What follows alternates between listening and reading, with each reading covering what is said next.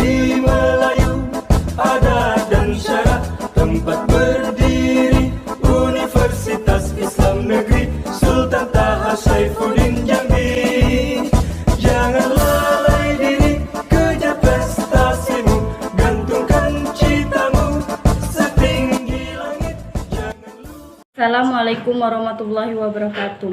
Saya Ananda Putri dari kelompok 11 ingin mempresentasikan hasil diskusi kami, yaitu pertumbuhan ekonomi dalam pembangunan Islam. Yang pertama, peninjau kembali makna pertumbuhan ekonomi, yaitu pemikiran ekonomi barat diakui sebagai peletak dasar pemahaman tentang pertumbuhan ekonomi dalam wacana kontemporer yang kemunculannya hanya oleh perspektif ekonomi materi saja. Pertumbuhan ekonomi didefinisikan sebagai perkembangan dalam perekonomian yang menyebabkan barang dan jasa yang diproduksikan oleh masyarakat meningkat, yang selanjutnya diiringi dengan peningkatan kemakmuran masyarakat. Dalam kegiatan ekonomi yang sebenarnya, pertumbuhan ekonomi berarti perkembangan ekonomi fiskal yang terjadi di suatu negara, seperti pertambahan jumlah dan produksi barang, industri, infrastruktur, pertambahan jumlah sekolah, pertambahan produksi kegiatan-kegiatan ekonomi yang sudah ada, dan beberapa perkembangan lainnya. Dalam analisis makroekonomi, tingkat pertumbuhan ekonomi yang dicapai suatu negara diukur dengan perkembangan pendapatan nasional real yang dicapai oleh suatu negara, yaitu produk nasional bruto atau PNB atau produk domestik bruto. Jika kita telaah definisi di atas, dimaksudkan bahwa prioritas utama dari pertumbuhan ekonomi ialah adanya perubahan bangunan ekonomi menuju ekonomi industrialis dengan pertambahan produk yang maksimal. Oleh karena itu, pertambahan akumulasi devisa negara dan peran individu dikategorikan sebagai indikator pokok dalam pertumbuhan. Menurut Al-Tariki, ada beberapa alasan tentang pentingnya meninjau kembali pemahaman tentang pertumbuhan ekonomi ini. Pertama, studi tentang pertumbuhan ekonomi bahwa teori tersebut merupakan hasil analisa yang dilandasi oleh ideologi liberal kapitalis, sehingga teori pertumbuhan cenderung kepada hasil liberal barat dengan segala tujuan kapitalnya. Kedua, dasar pijakan yang dipakai adalah karakteristik perkembangan barat. Dengan kata lain, perspektif yang tidak ada memperhatikan kondisi real negara-negara Islam. Ketiga, analisa mereka cenderung ahistoris sehingga melupakan kondisi yang terjadi di negara Muslim sebagai sesuatu yang ada. Islam dianggap tidak memiliki perbedaan atau eksistensi yang berkelanjutan. Padahal sejarah menunjukkan kembali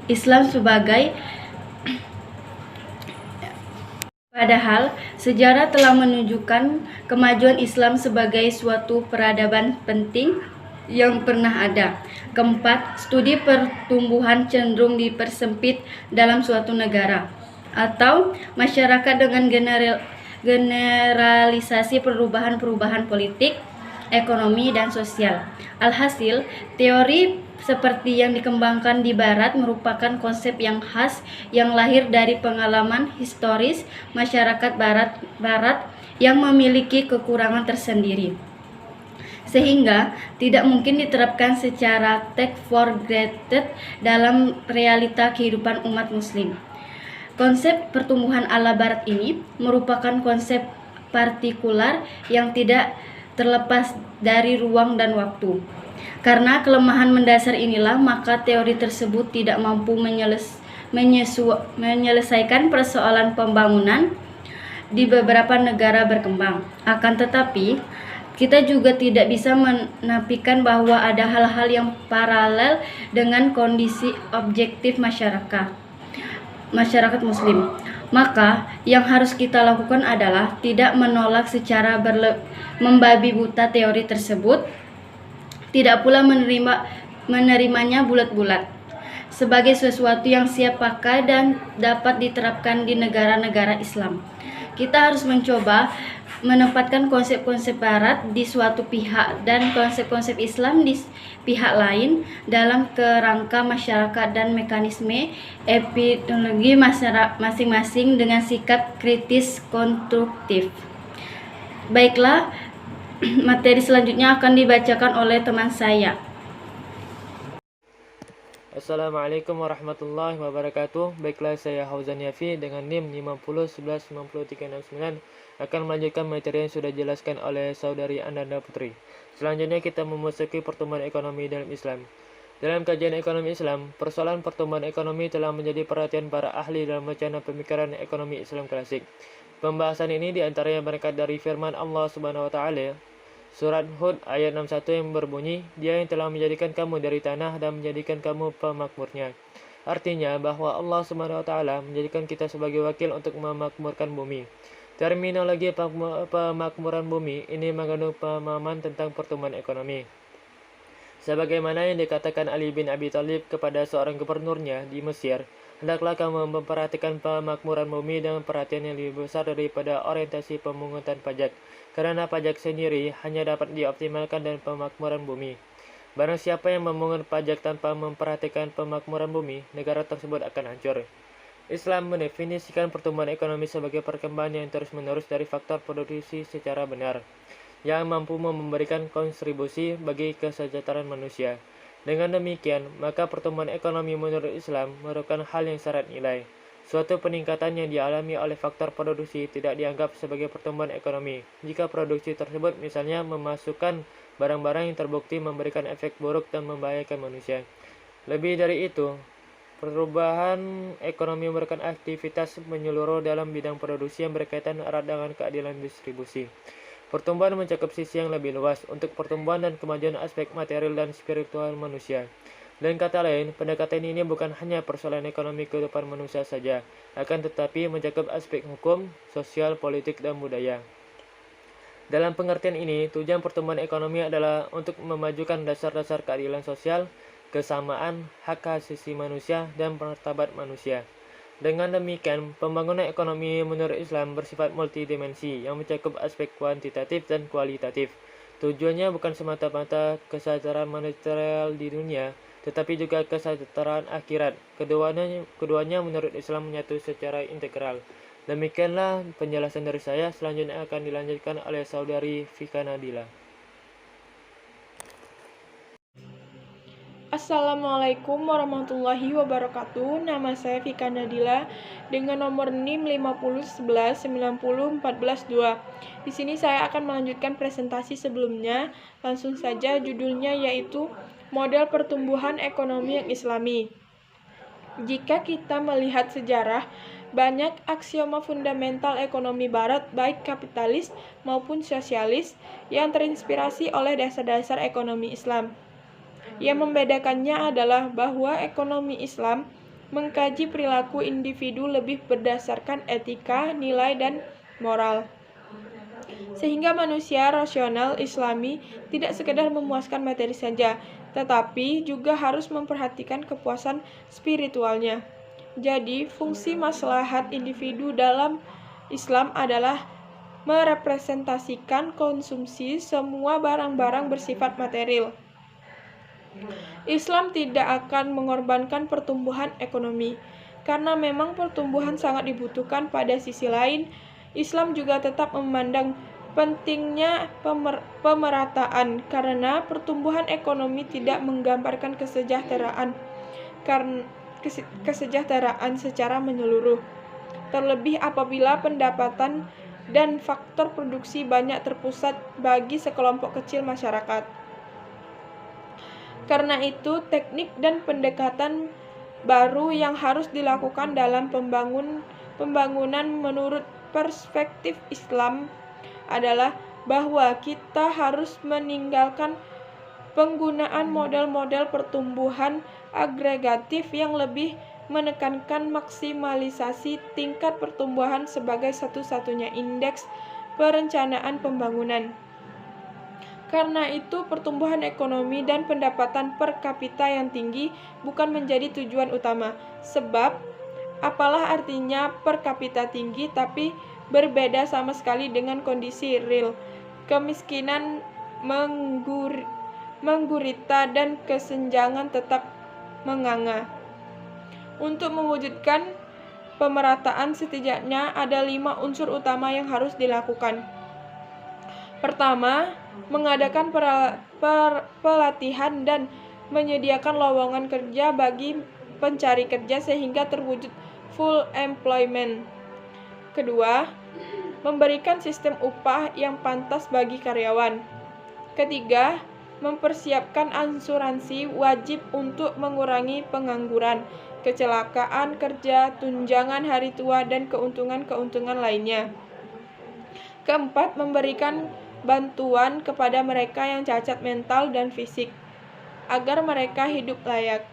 Kelima, mengumpulkan dan mendayagunakan zakat, infak, dan sedekah melalui undang-undang sebagaimana undang-undang pajak. Mungkin hanya sekian. Wassalamualaikum warahmatullahi wabarakatuh. Assalamualaikum warahmatullahi wabarakatuh. Nama saya Putri Rizky Ramadhani dengan NIM 5011901143. Di sini saya akan melanjutkan materi dari Fika Nadila. Untuk mewujudkan pemetaan menurut M. Umar Capra, setidaknya ada 5 unsur utama yang harus diperhatikan. Yang pertama yaitu mengadakan pelatihan dan penyediaan lowongan kerja bagi pencari kerja. Yang kedua, memberikan sistem upah yang layak bagi karyawan. Yang ketiga, mempersiapkan asuransi wajib mengurangi pengangguran. Yang keempat, yaitu memberikan bantuan kepada mereka yang cacat mental dan fisik agar mereka hidup layak. Sedangkan yang terakhir adalah mengumpulkan dan mendayagunakan zakat, infak, dan sedekah melalui undang-undang sebagaimana undang-undang pajak. Untuk itu, menurut Al-Taqi, Islam harus mempunyai karakter tersendiri agar tujuan pertumbuhan ekonominya bisa tercapai. Karakter tersebut terbagi menjadi 7 bagian. Yang pertama yaitu komprehensif atau al-syumul. Islam melihat bahwa pertumbuhan lebih dari sekedar persoalan materi dan memiliki tujuan yang lebih universal dibandingkan dengan orientasi terbatas yang ingin dicapai oleh sistem-sistem komplementer. Sedangkan yang kedua yaitu berimbang.